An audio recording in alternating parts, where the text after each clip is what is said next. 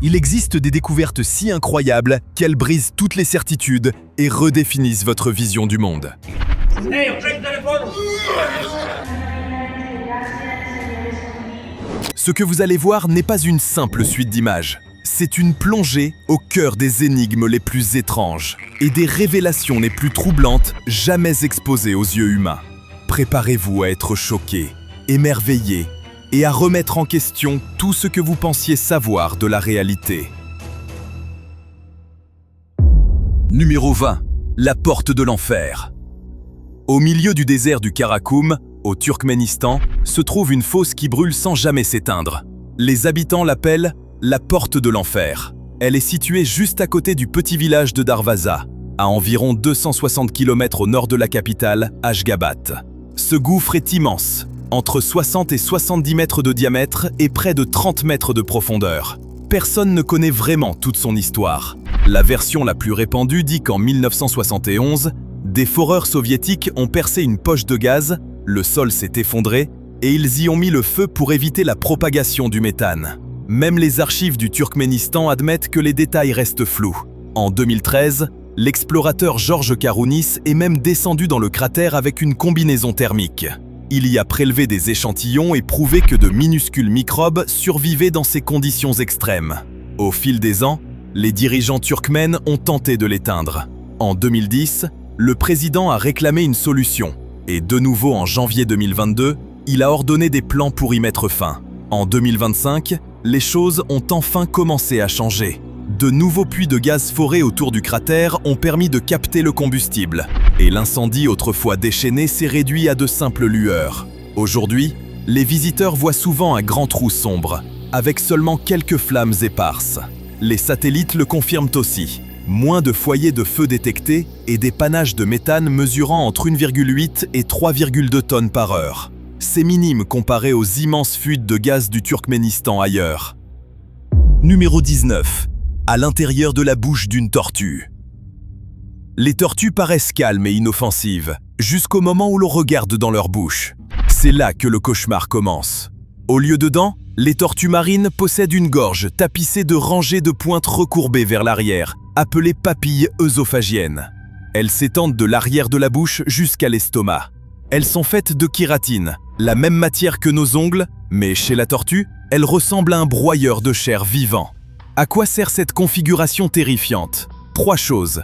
D'abord, elle retient fermement des proies glissantes comme les méduses pour qu'elles ne s'échappent pas. Ensuite, elle expulse l'eau de mer avant d'avaler. Enfin, elle protège la gorge contre les tentacules urticants des méduses. Les tortues luttes, spécialistes des méduses, poussent ce système à l'extrême, avec des pointes qui ressemblent à une série infinie de lames. Mais attention à un mythe courant, ces pointes ne filtrent pas le sel. Les tortues s'en débarrassent grâce à des glandes spéciales situées près des yeux, ce qui leur donne l'air de pleurer quand elles sont sur la terre ferme. Autre fait étonnant, comme les méduses sont essentiellement des sacs d'eau, les tortues luttes doivent en consommer énormément pour survivre. Leurs papilles transforment cette masse gélatineuse en carburant, en la faisant descendre comme sur un tapis roulant. Et pour trouver assez de nourriture, elles plongent à des profondeurs incroyables. Le record est de près de 1200 mètres, soit environ 2/3 de mile, dans une eau glacée et totalement obscure. Tout cela uniquement grâce aux méduses. Alors oui, la bouche d'une tortue semble sortie d'un film d'horreur, mais elle n'est pas là pour effrayer. C'est un parfait chef-d'œuvre de la nature, conçu pour capturer, digérer et survivre grâce à l'une des proies les plus insaisissables de l'océan. Numéro 18. Le jacuzzi du désespoir. Au fond du golfe du Mexique, à plus d'1 millier de mètres de profondeur, se trouve un lac au cœur de l'océan, qui tue presque tout ce qui y pénètre. Les scientifiques l'appellent une mare de saumure, mais son surnom de jacuzzi du désespoir en dit long.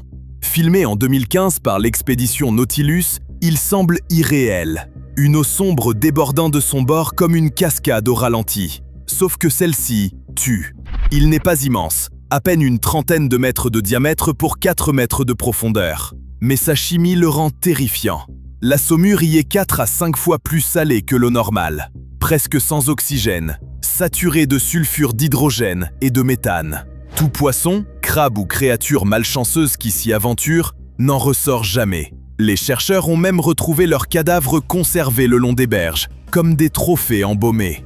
Les instruments montrent que la saumure varie entre 8 et 19 degrés Celsius, plus chaude que l'eau glacée des abysses autour, qui plafonne à 4 degrés Celsius. Ce lac sous-marin existe à cause de la tectonique saline. D'anciens dépôts de sel se sont fissurés, laissant s'échapper saumure dense et hydrocarbures. Trop lourde pour se mélanger à la mer, la saumure s'accumule dans un cratère et y reste. Autour de ces rives vivent des moules et des vers tubicoles qui se nourrissent de bactéries utilisant ces gaz comme source d'énergie, l'un des réseaux trophiques les plus étranges de la planète. Quand un robot sous-marin a tenté de le filmer, le pilote a dû forcer les caméras à passer sous la surface, tant la saumure était dense. Numéro 17. L'océan en flammes. Le 2 juillet 2021, le monde a assisté à une scène si irréelle qu'on aurait dit un film. Dans la baie de Campeche, au large de la péninsule du Yucatan, la mer semblait brûler. Un cercle parfait de flammes bouillonnait à la surface, luisant orange sur les eaux sombres. L'incendie s'est déclaré vers 5h15 du matin, sur le complexe pétrolier Kumalubzaap de Pemex, lorsqu'un gazoduc sous-marin de 30 cm s'est rompu. Le gaz s'est échappé, s'est mélangé à l'air et s'est enflammé, sans doute frappé par un orage. Des navires pompiers sont intervenus, ont fermé les vannes et projeté de l'azote pour étouffer les flammes. À 10h30, le feu était éteint. Aucun travailleur des plateformes voisines n'a été blessé. Ce que les gens ont vu n'était pas l'eau en feu, mais du gaz brûlant à sa surface. La fuite a formé un œil de feu circulaire, sculpté par les courants, les vagues et les jets d'eau des pompiers qui contenaient les flammes. Les images ont fait le tour du monde, tandis que les autorités mexicaines affirmaient aussitôt qu'aucune nappe de pétrole ne s'était formée. Des experts ont pourtant exigé des vérifications indépendantes, car la zone reste fermée et les fuites de gaz rejettent toujours des polluants. Le champ de Kumalubzaap est le plus productif de Pemex, fournissant près de 40% de son pétrole, soit des centaines de milliers de barils chaque jour. Moins de 2 mois plus tard, un autre incendie dans le même secteur a causé la mort de plusieurs ouvriers et réduit temporairement la production de plus de 440 000 barils par jour, révélant toute la fragilité des systèmes en mer. Numéro 16. L'île des poupées. Au sud de Mexico, cachée dans les canaux de Xochimilco, se trouve une île qui vous glacera le sang. On l'appelle la Isla de las Muñecas, l'île des poupées. Le seul moyen d'y accéder est en trajinera, ces embarcations colorées à perches qui glissent sur les canaux classés à l'UNESCO. Quand on y accoste, on découvre des centaines de poupées suspendues aux arbres et aux murs. Visages délavés par le soleil, yeux vitreux, membres manquants. On a l'impression qu'elles vous fixent toutes du regard.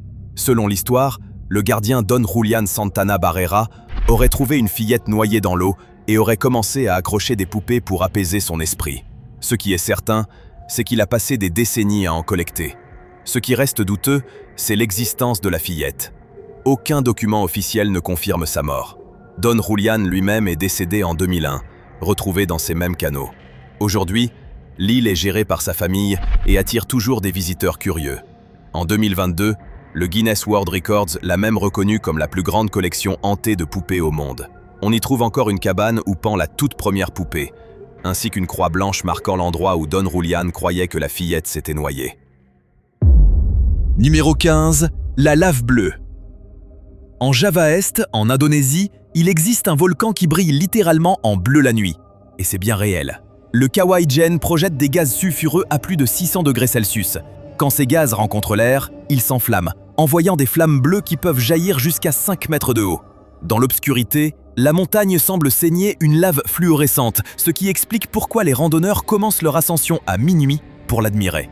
Mais ce n'est qu'une partie du spectacle. Juste à côté des flammes se trouve un lac turquoise de plus de 200 mètres de profondeur. Son pH peut descendre sous 0,5, ce qui en fait la plus grande saumure hyperacide naturelle au monde. Le trop-plein du cratère s'écoule dans la rivière Bupaït, entraînant des métaux dissous en aval. Le plus fou, c'est que des hommes y travaillent encore. Les mineurs installent des tuyaux de céramique dans les fumerolles pour que le soufre se condense en croûte jaune. Ils les brisent ensuite en morceaux et portent des charges allant jusqu'à 90 kg sur leurs épaules, jusqu'au sommet, puis redescendent le volcan. Le salaire est maigre, les gaz brûlent les poumons et la plupart n'ont pour se protéger que de simples chiffons en guise de masque. Le Kawaï-Jen repose dans une caldeira large de 12 km. Quand les gaz s'intensifient, le site est fermé, comme en 2018, lorsque des fumées toxiques ont forcé l'évacuation de la zone. Numéro 14. L'œil du Sahara. Au cœur du désert du Sahara se trouve une cible géante si vaste que les astronautes l'utilisent comme repère depuis l'espace. On l'appelle la structure de Richat, ou l'œil du Sahara. Près de la ville de Ouadane, en Mauritanie, ces anneaux s'étendent sur 40 à 45 km de diamètre. Depuis l'orbite, on dirait qu'une spirale parfaite a été brûlée dans le désert. Pendant des années, on a cru qu'il s'agissait d'un cratère d'impact, peut-être formé par un astéroïde. Mais les scientifiques ont découvert autre chose, un dôme géologique érodé, où d'anciennes couches rocheuses se sont soulevées il y a des millions d'années. Avec le temps, le vent et l'eau ont sculpté le dôme en anneaux concentriques. Au centre, on trouve certaines des roches les plus anciennes de la Terre, tandis que les couches plus récentes s'étalent vers l'extérieur. Exactement ce à quoi on s'attendrait si l'érosion avait pelé la structure comme un oignon. Ce qui le rend encore plus étonnant, c'est la variété des roches qui le composent. Les géologues y ont identifié du rhyolite, du gabbro, des dikes de carbonatite, et une zone centrale de méga-brèches où les roches ont été brisées et soudées ensemble. On y trouve aussi des traces d'activité hydrothermale, qui ont cuit et coloré les roches différemment, expliquant pourquoi les anneaux offrent autant de couleurs et de textures vues du ciel. Aujourd'hui, l'œil du Sahara est classé site géologique d'importance mondiale, non seulement pour la science qu'il révèle, mais aussi parce qu'il ressemble à une œuvre d'art naturelle, à une échelle si gigantesque que seule la vision depuis l'espace permet d'en apprécier toute la beauté. Numéro 13. La dépression du Danakil. Il existe un endroit sur Terre si étrange qu'on jurerait qu'il appartient à Mars. On l'appelle la dépression du Danakil. Située dans la région Afar en Éthiopie, à environ 125 mètres sous le niveau de la mer, c'est là que deux immenses plaques tectoniques s'écartent l'une de l'autre. Entre 1960 et 1966, le poste de Dalol y a enregistré une température annuelle moyenne de 34 degrés Celsius, le record absolu pour un lieu habité en permanence. Les paysages y sont hallucinants. Au nord se dresse l'Erta Ale, un volcan bouclier abritant l'un des très rares lasques de lave persistants de la planète, où le magma en fusion bouillonne à ciel ouvert. Plus au sud, à Dalol, on découvre des bassins si acides et fluorescents qu'ils semblent peints. Certains atteignent un pH proche de 0. Ces conditions extrêmes, brûlantes, salées et corrosives à la fois, sont si hostiles qu'aucune trace de vie n'y a été trouvée. Et pourtant, l'homme y travaille encore. Un peu plus bas, au lac Karoum, aussi appelé lac Azal, les mineurs extraient des blocs de sel à la main, comme le faisaient leurs ancêtres. Des caravanes de chameaux transportent ensuite ces dalles à travers les plaines brûlantes, sous une chaleur dépassant régulièrement les 45 degrés Celsius. Numéro 12. Les chutes de sang. Voici l'Antarctique en train de saigner. Blood Falls est un flot de saumure rouge vif, haut comme un immeuble de 5 étages, qui s'écoule sur la glace gelée. Un spectacle si étrange qu'on croirait une mise en scène. La couleur vient d'une eau hypersaline saturée en fer. Dès qu'elle touche l'air, le fer s'oxyde et rouille, donnant l'impression d'une plaie béante qui se répand sur le glacier. En 2017, des relevés radars ont révélé l'origine cachée de cette eau. Un réservoir de saumure enfoui sous la glace, probablement âgé de plus d'1 million d'années. Le canal qui le relie à la surface mesure près de 90 mètres. L'eau ne gèle jamais, car sa forte salinité abaisse son point de congélation, et la congélation de la glace voisine libère de la chaleur qui maintient la saumure en mouvement. C'est ce qui fait du glacier Taylor le glacier le plus froid connu sur Terre, abritant de l'eau liquide en son sein. Mais ce n'est pas qu'une question de chimie. Les scientifiques ont échantillonné la saumure et découvert toute une communauté de microbes prospérant sans lumière et presque sans oxygène, se nourrissant grâce aux réactions du fer et du soufre. Une cartographie plus large suggère que Blood Falls n'est qu'une fuite dans un vaste réseau souterrain d'eau salée qui traverse les vallées sèches. Le débit n'est pas constant. Certaines années, le glacier se tache de rouge intense. D'autres, le flux se réduit à un mince filet. Peu d'endroits sur Terre paraissent aussi irréels, et pourtant, tout cela est bien réel. Numéro 11. La forêt tordue. En Pologne, il existe un bois qui ressemble à une œuvre sculptée par la main de l'homme. On l'appelle la forêt tordue, et y marcher donne l'impression d'entrer dans une illusion vivante. Juste à l'extérieur du village de Nowe Czarnowo, à environ 4 km au sud de Gryfino, s'élève un bosquet de pins sylvestres qui se courbe brutalement près du sol avant de se redresser vers le ciel. Le site couvre un peu plus d'un demi-hectare et est protégé comme monument naturel. En 1971, des chercheurs ont recensé environ 400 pins recourbés, plantés en rang régulier en 1934. Aujourd'hui, à peine plus d'une centaine d'arbres originels sont encore debout. Chacun s'incline vers le nord, glissant de 1 à 3 mètres avant de repartir droit, certains atteignant jusqu'à 15 mètres de hauteur. La cause intrigue depuis des décennies, mais les indices pointent vers une intervention humaine. Des marques visibles entre 30 et 50 cm au-dessus du sol suggèrent que les jeunes troncs ont été sectionnés puis forcés dans cette position. Le but probable ? Obtenir du bois préformé pour fabriquer des patins de traîneau, des membrures de bateaux ou des armatures de meubles. Le fait que les arbres soient alignés en rangée rend peu plausible l'idée de la neige ou du passage de chars. Tout indique un travail artisanal. Ce qui est fascinant, c'est que personne ne sait exactement qui a façonné ces arbres, ni pour quel projet ce bois était destiné. Ce mystère ne fait qu'ajouter à la magie du lieu. Aujourd'hui, les services forestiers s'emploient à préserver ce bosquet unique, en plantant de nouveaux pins issus de ces graines et en pliant soigneusement leurs troncs pour reproduire le dessin originel. Numéro 10. Le trou noir. Pendant des décennies, les trous noirs semblaient appartenir uniquement à la science-fiction. Puis l'humanité a accompli l'impensable, elle en a capturé des images réelles. En 2019, le télescope Event Horizon a dévoilé la toute première photo, celle de M87, un trou noir 6,5 milliards de fois plus massif que notre Soleil et situé à 55 millions d'années-lumière. 3 ans plus tard, en 2022, ce fut la première image de Sagittarius A, le monstre tapi au centre de notre propre Voie lactée. Celui-ci se trouve à environ 26 000 années-lumière et pèse près de 4 millions de masses solaires. La manière dont les scientifiques y sont parvenus est fascinante. Ils ont relié des radiotélescopes répartis à travers la planète, Hawaï, l'Arizona, le Chili, le Mexique, l'Espagne et même le pôle Sud. Ensemble, ils ont construit un télescope virtuel de la taille de la Terre, assez précis pour lire un journal à travers l'océan Atlantique. La grande campagne d'observation de 2017 a mobilisé 8 stations travaillant comme une seule, et le résultat est entré dans l'histoire. Les anneaux lumineux visibles sur ces images ne sont pas les trous noirs eux-mêmes, mais le gaz incandescent qui tourbillonne autour de leurs cœurs obscurs. Les prédictions d'Einstein affirmaient qu'il devrait apparaître exactement ainsi, et ces images lui ont donné raison. En mars 2024, les chercheurs sont allés encore plus loin en publiant des images polarisées de Sagittarius A, révélant des champs magnétiques torsadés à la lisière de l'abîme. Numéro 9. La vache à 3 cornes. Fin 2019, Internet s'est enflammé pour une vidéo montrant une vache en Ouganda qui semblait sortie d'un mythe. Ce n'était pas une vache avec 2 immenses cornes comme d'habitude. Elle en avait 3. Beaucoup pensaient à un faux, peut-être un filtre, mais ce n'était pas le cas. En janvier 2020, des vérificateurs de la Société des éleveurs d'Ankole en Ouganda ont retrouvé l'animal. Et les chaînes d'infos l'ont filmé de près. Il était bien réel. Les bovins Ankole-Watusi sont déjà légendaires. Leurs cornes énormes sont parcourues de vaisseaux sanguins qui dissipent la chaleur sous le soleil brûlant de l'Ouganda. Les vaches pèsent entre 400 et 550 kg, tandis que les taureaux atteignent 450 à 730 kg. Leurs cornes peuvent mesurer plus d'1 mètre, et les voir en vrai est impressionnant. Mais d'où venait la 3e corne ?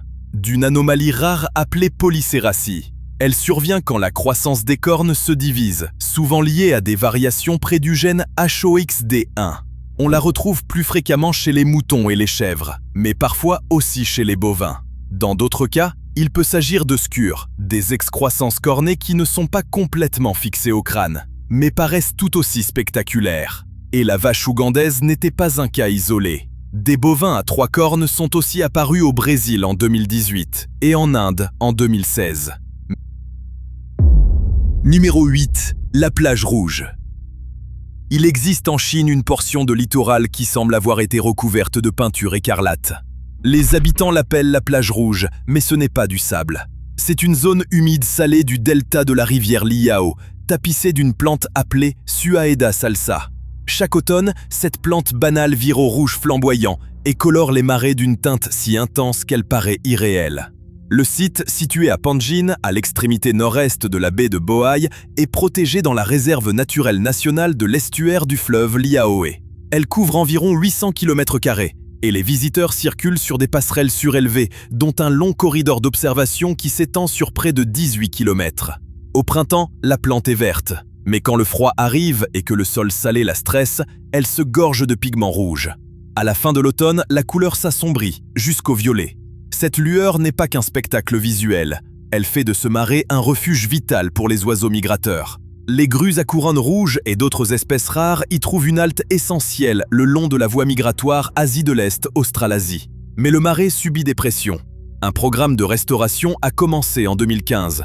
Pourtant, une étude publiée en 2022 a montré que la couverture de Suaeda était passée d'environ 8 km² à un peu plus de 3 entre 2016 et 2002. Malgré cela, les visiteurs continuent d'affluer. Pendant la fête nationale de la Chine en octobre 2024, plus de 200 000 personnes se sont pressées pour l'admirer. La véritable magie ne dure que quelques semaines, de mi-septembre à mi-octobre.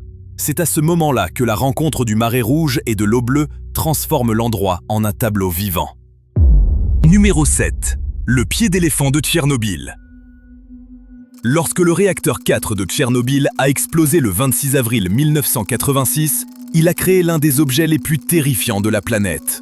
À l'intérieur des décombres, le combustible fondu s'est mélangé au sable et aux matériaux du bâtiment, formant une lave radioactive appelée corium. Le plus gros amas est devenu tristement célèbre sous le nom de pied d'éléphant. Il a été découvert 8 mois plus tard dans un couloir sous le réacteur détruit. Les niveaux de radiation y étaient effroyables, environ 8000 à 10 000 Röntgen par heure, soit 80 à 100 grès par heure. Une dose capable de tuer un homme en quelques minutes.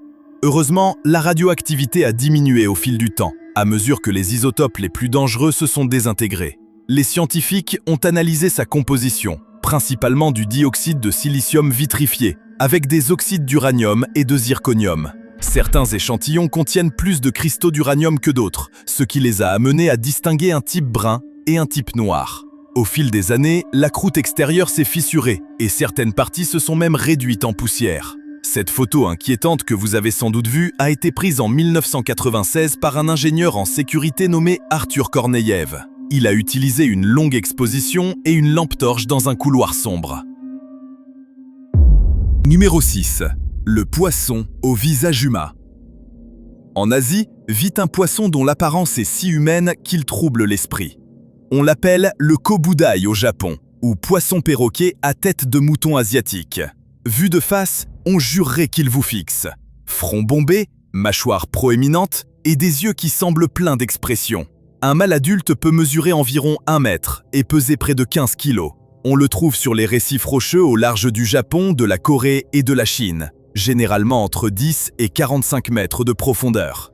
Particularité étonnante, il peut changer de sexe. La plupart naissent femelles, mais se transforment ensuite en mâles. Lors de cette métamorphose, le front gonfle, la mâchoire s'épaissit et soudain, le poisson arbore ce visage presque humain.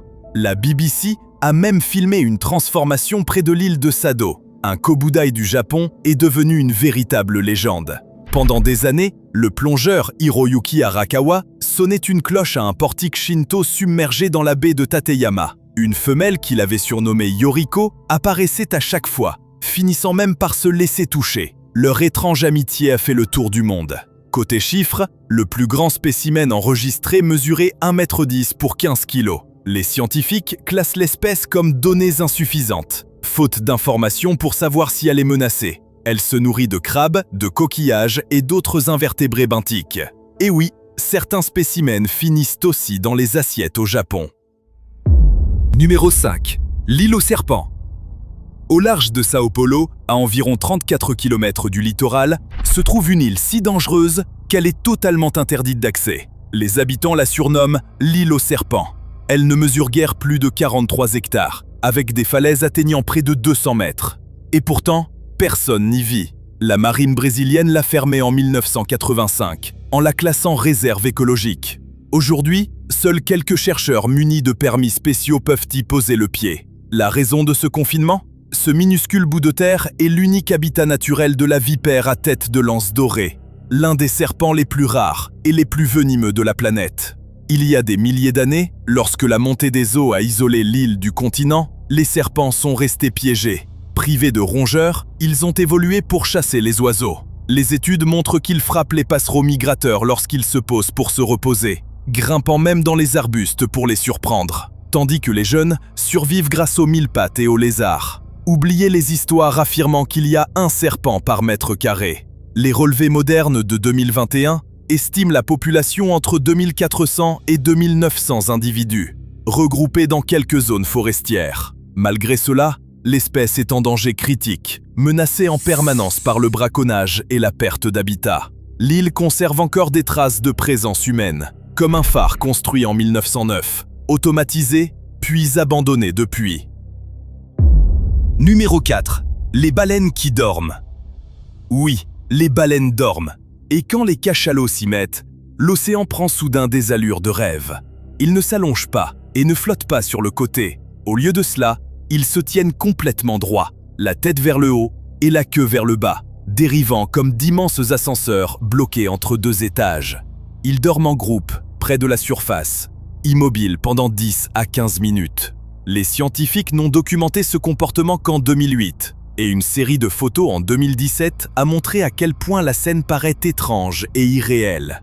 En moyenne, ils ne consacrent qu'environ 7% de leur journée au sommeil. La grande question est de savoir comment ils se reposent sans se noyer. Contrairement à nous, les baleines respirent volontairement. Elles ne cessent jamais d'y penser. Beaucoup de cétacés à dents peuvent endormir une moitié de leur cerveau à la fois, laissant un hémisphère se reposer pendant que l'autre reste en alerte. Chez les cachalots, les chercheurs ont même enregistré des phases de repos verticales durant jusqu'à 32 minutes, généralement entre 9 et 20 mètres de profondeur. Certaines études suggèrent qu'ils pourraient parfois mettre tout leur cerveau en pause pour de courtes périodes, mais toujours en suivant un rythme qui les ramène à la surface pour respirer. C'est ce qui rend l'observation de ce phénomène incroyablement rare, car les cachalots passent l'essentiel de leur vie à plonger à des milliers de mètres dans les abysses à la recherche de calmars. Une vision paisible, troublante et l'une des plus étranges jamais observées dans la nature. Numéro 3.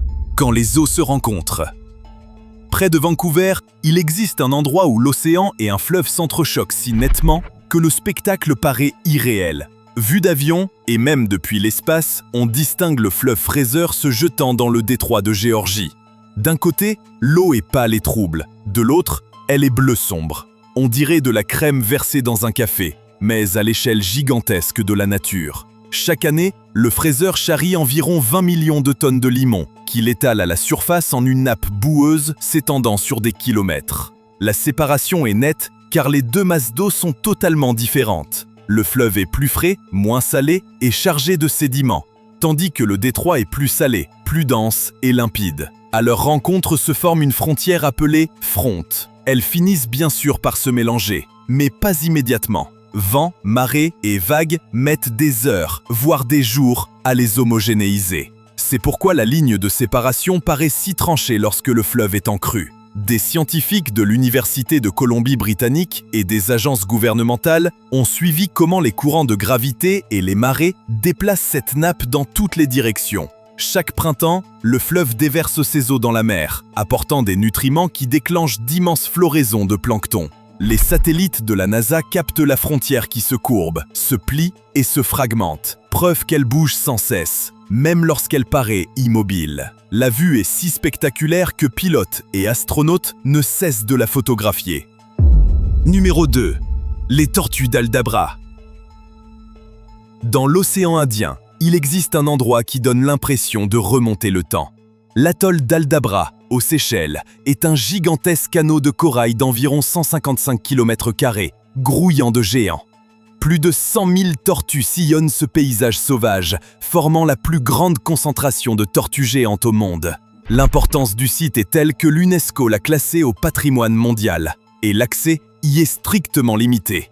Les touristes ne peuvent débarquer que sur une petite partie de l'île Picard, toujours escortés par le personnel. Ces géants placides sont les tortues géantes d'Aldabra, connues scientifiquement sous le nom Aldabrachelys gigantea. Les mâles peuvent peser jusqu'à 250 kg et mesurer près de 1,20 m de long. Les femelles sont plus petites, mais restent imposantes. Elles avancent lentement, traçant des sentiers dans la végétation, broutant l'herbe et disséminant des graines. Au fil des siècles, leur pâturage constant a littéralement remodelé l'île. Les scientifiques de la Seychelles Islands Foundation suivent ce gigantesque troupeau depuis des décennies. C'est le seul endroit sur Terre où il en reste encore autant. Elles sont les dernières survivantes d'espèces de tortues géantes qui habitaient jadis d'autres îles de l'océan Indien, avant d'être décimées par la chasse. Le troupeau d'Aldabra a failli subir le même sort, mais une protection stricte l'a sauvé. Aujourd'hui, la principale menace est le développement. En 2024, des associations de protection ont alerté. Un projet de complexe touristique sur l'île voisine d'Assomption pourrait introduire des espèces invasives capables de déstabiliser tout l'écosystème d'Aldabra. Pour mesurer leur incroyable longévité, il suffit de regarder Jonathan, une tortue d'Aldabra vivant sur l'île de Sainte-Hélène. Le Guinness World Records le reconnaît comme l'animal terrestre le plus vieux encore en vie. Il a atteint l'âge incroyable de 192 ans, fin 2024.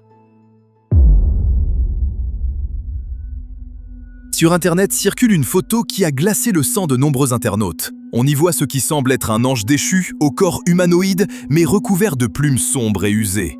Certains affirment qu'il s'agit d'un simple montage, d'autres pensent à une sculpture hyper réaliste. Et quelques-uns vont jusqu'à dire que cette créature aurait réellement été découverte avant d'être rapidement dissimulée au public. La vérité derrière cette image reste floue. Mais une chose est sûre. En la regardant, on a l'étrange impression d'assister à quelque chose que l'humanité n'était peut-être pas censée voir. Numéro 1. Le poisson-dragon noir. Dans les profondeurs de l'océan, vit une créature qui semble sortie tout droit d'un cauchemar. Le poisson-dragon noir est un prédateur embusqué qui paraît conçu par un studio de cinéma. Les femelles peuvent atteindre environ 60 cm, avec d'énormes crocs et un appendice lumineux sous le menton, qu'elles balancent comme un appât. Les mâles, eux, sont tout l'inverse. À peine 8 cm de long, sans dents, sans leurre, sans estomac. Ils ne peuvent même pas se nourrir. Leur seul rôle est de survivre assez longtemps pour s'accoupler, puis mourir. On trouve ces créatures dans la zone de minuit, à plusieurs milliers de mètres sous la surface. Des observations ont montré des poissons-dragons jusqu'à 4500 mètres de profondeur. Mais la plupart évoluent à quelques milliers de mètres et remontent vers la surface la nuit. Leurs dents sont terrifiantes d'ingéniosité.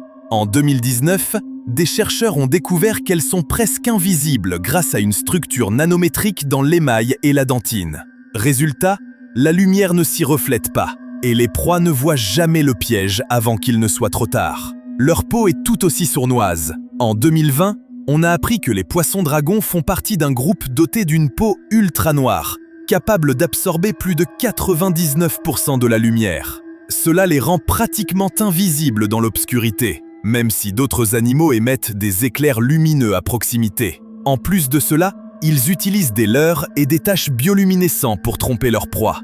Certains de leurs cousins émettent même une lumière rouge profonde, invisible pour la plupart des poissons, mais pas pour eux, comme s'ils portaient une lampe torche privée dans le noir total. Et ce n'est pas tout. Les jeunes poissons-dragons naissent avec des yeux montés sur des tiges, qui se rétractent dans le crâne en grandissant, leur donnant l'un des visages les plus étranges du règne animal. Merci à vous d'avoir regardé cette vidéo. N'oubliez pas de vous abonner, de laisser un petit like et d'activer la cloche pour ne rien manquer. On se retrouve très vite pour une prochaine vidéo.